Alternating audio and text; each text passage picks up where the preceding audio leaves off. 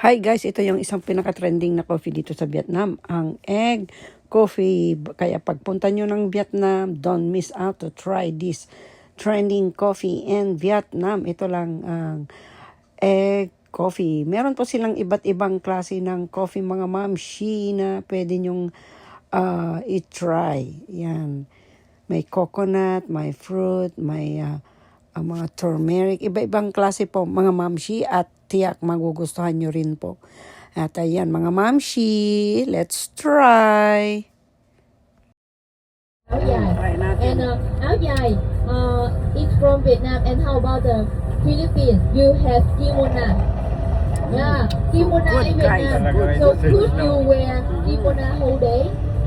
You cannot Egg coffee. because it's very Yeah, hot. in the morning. But you see, Sana in hindi Vietnam, sumakit yung the aking girl sigura. they can wear áo dài whole day because Hindi siya most malansa. nature is made Masarap. from the silk material, not 100%. Masarap yung But egg it's jar half coffee dito or sa 50 Vietnam. or One of the 40% signature silk. coffee Yeah, dito sa and the silk Vietnam. is Aside made sa from the coconut cocoon. fruit, It's made from cocoon. The cocoon from the seaworm.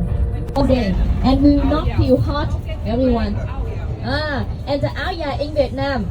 If you want to try áo dài in Vietnam, you have to lose weight. You have to lose weight because you have to lose weight if you want to try áo dài from Vietnam. In Philippines, So ayan na nga mga mamshi, after na aming breakfast, straight from the hotel, dito na kami napunta sa Cocoon Factory. Sino kayang mabubutol dito mga mamshi? Kasi super mahal yung mga bilhin because it's in dong money. Siyempre pag dong money, we're talking about millions. Yan, mga mamshi. Bawal nga lang mag-video sa loob mga mamshi. Sorry, hindi kayo naipakita yung loob ng factory. Mahal doon eh. Malulungkot lang tayo. Ilang tour na yung magagawa ko mo. Bumiti tayo na pag nakahiga ka na, ma'am, hindi ka na lang. Managinip ka na nagtutour ka. Grabe. Kailangan namnamin ko ang higa ko nito. Umpisahan mo mamayang gabi. Ay, Okay, sige. Pag-higa mo, isipin mo yung overtime.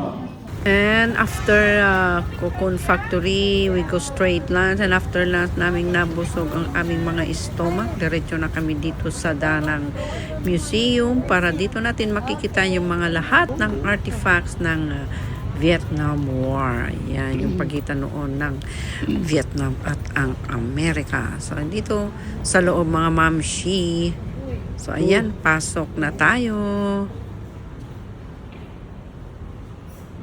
Liti Cham, Thai, Vietnam. Of a minority group in Vietnam today. Yeah. But get back 2,000 years ago, they lived here in the center area of Vietnam. You see the red map here? Yes. They saw the citadel, the temple, they become Vietnam today. Okay. So that Viet they start from here, and then they move to the south till 18th century. The Champa Kingdom is no longer in this. That has become an ethnic group live in Vietnam today. Most of them here. They live here in Vietnam today, with the population around 200,000 people. Oh.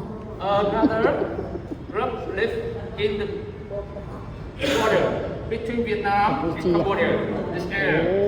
Oh. And we have other group live in Cambodia and USA too. But the largest group here in south center of Vietnam. And we get the Cham people. Nandito tayo ngayon sa Cham Museum ng Danang, Vietnam. Look at this, guys. Mga sculptures. Ayan, oh. Makikita niyo yung mga bato.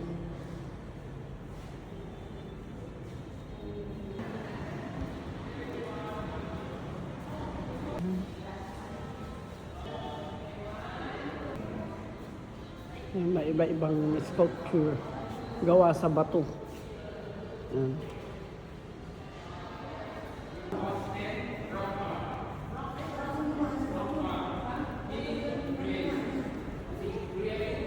siguro ito. Nabasag na yung mga ulo. Nagtatanggal na yung mga ulo. Oh, sa tagal siguro nahulog, nag-crack.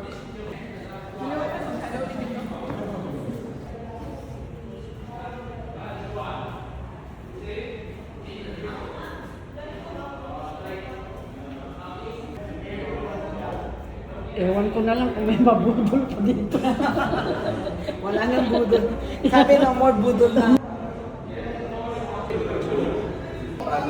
Oh, be careful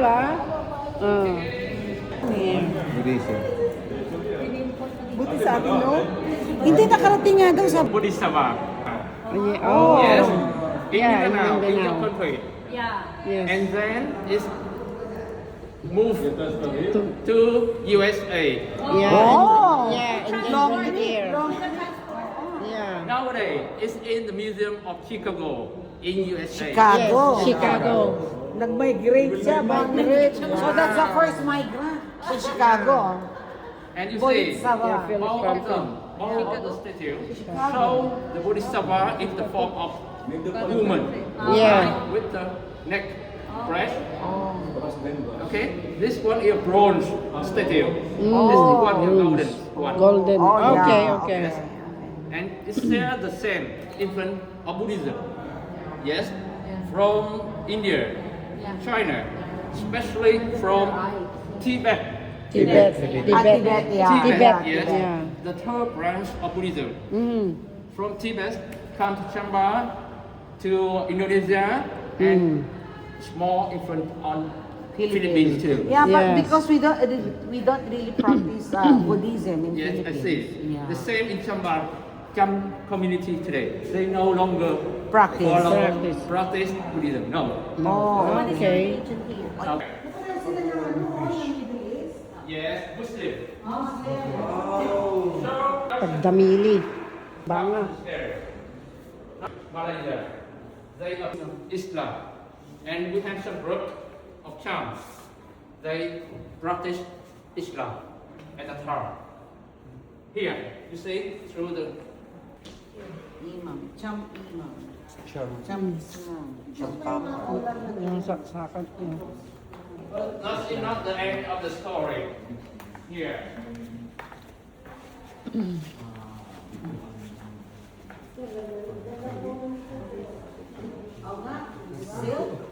No, in Vietnam today is still yes, Wow. Islam and Hindu. Yeah, Indonesia. Hindu Islam. Islam, they Indonesians. worship only one, the Allah. Muhammad. Yeah. They worship all the gods. The Shiva. Shiva, Vishnu, Brahma, many gods. So, the king of Like Chamba, Christian saints. they have these female Purame. We have the kalesa. May pagkuan ang weaving room. Nabubuo nga ba nga di Vietnam War. From Vietnam, of Vietnam and the US. Daming nasira. Only place in Hindu. Yeah.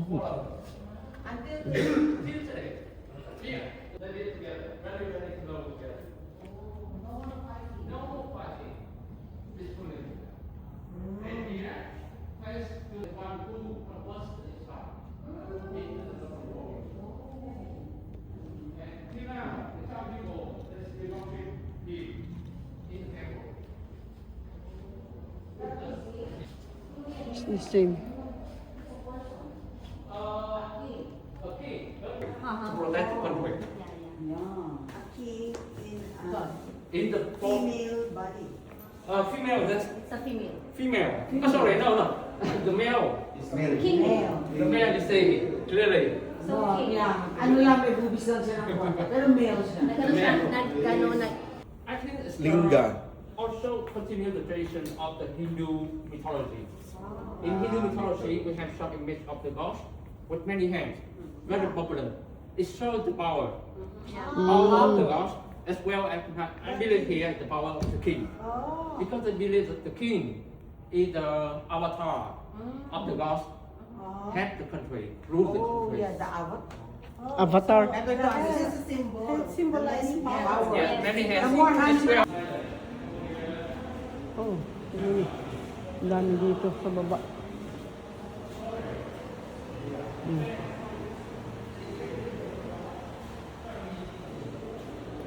Ni, yung iba, wala ng ulo, yung iba walang kamay, may paa. That's how, during the Vietnam War and the US, nasira.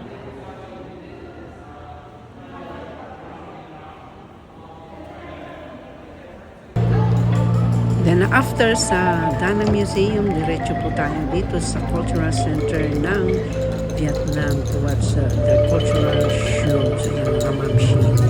Try din natin. Thank you! Magagandahang mga cultural dance ng Vietnam. Pero napansin ko po dito, meron makikita tayong Philippine flag. Yan mga mamshi, kaya nire-recognize din po nila dito. So free or visa po tayo pag Philippine passport ang ating gagamitin. Ayan. So limit lang po ang video sa loob kaya bawal. Kaya eto silent views lang tayo mga mamshi. Tahimik lang. Just my cream, my rose, my bigil. One day, learn to soar. One day, I found gold in your soul. One time, I come to you, say hello.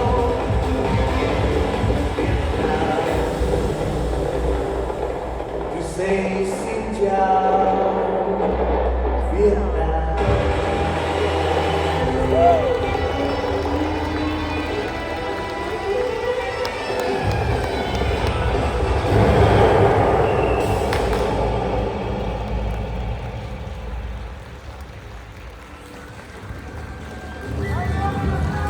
For on our fourth day in Danang.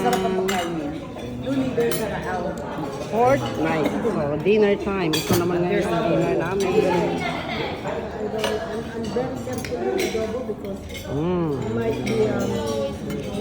Okay. Oh, there's a favorite. Mayan steam, Oh. Oh, tama ako sa tatlo, ha? Bok choy. 3 ako. Ano, kimia bro? Yung sabaw ang nag-carry.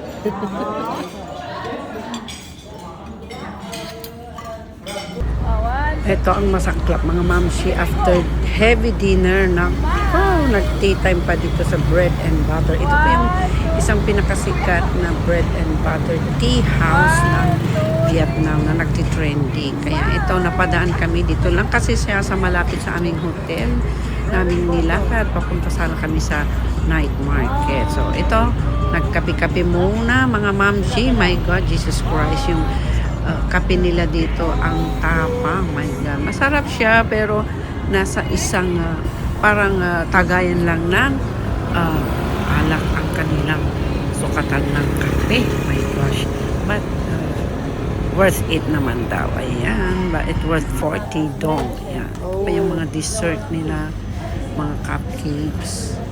Ayan, that you must try if you go to Danang, Vietnam, na kung gusto nyo mag-tea time dito sa bread and water. Ayan, mga mamshi. So, hanggang dito na lang yung ating fourth night, mga mamshi. See you again tomorrow and thank you for watching and Nablus Babush. Bye!